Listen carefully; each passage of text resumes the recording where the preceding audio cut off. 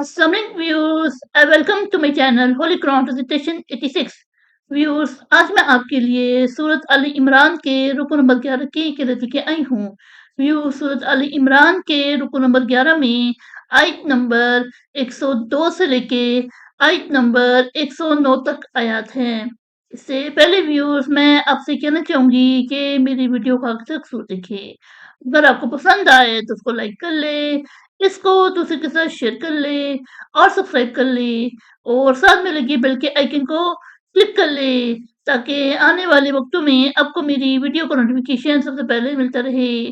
तो आइए व्यूअर्स, मिलके पहले दुरूद शरीफ पढ़ लेते हैं, उसके बाद सूरत आले इमरान के रुकू नंबर 11 की किरत समाज फरमाते हैं।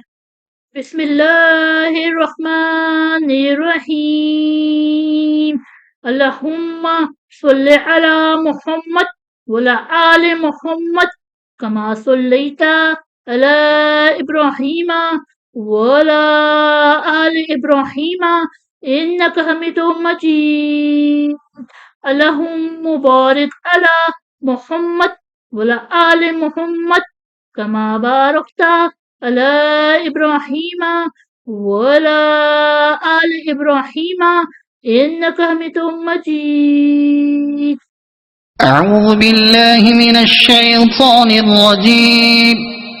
بسم الله الرحمن الرحيم. يا أيها الذين آمنوا اتقوا الله حق تقاته ولا تموتن إلا وأنتم مسلمون. واعتصموا بحبل الله جميعا ولا تفرقوا.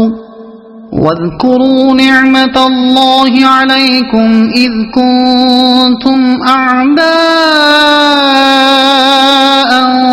فألف بين قلوبكم فأصبحتم بنعمته إخوانا وكنتم على شفا حفرة من النار فأنقذكم منها. كذلك يبين الله لكم آياته لعلكم تهتدون.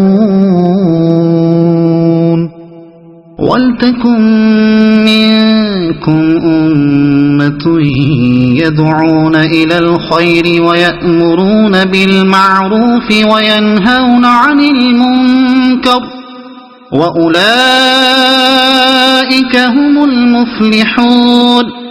ولا تكونوا كالذين تفرقوا واختلفوا من بعد ما جاءهم البينات وأولئك لهم عذاب عظيم.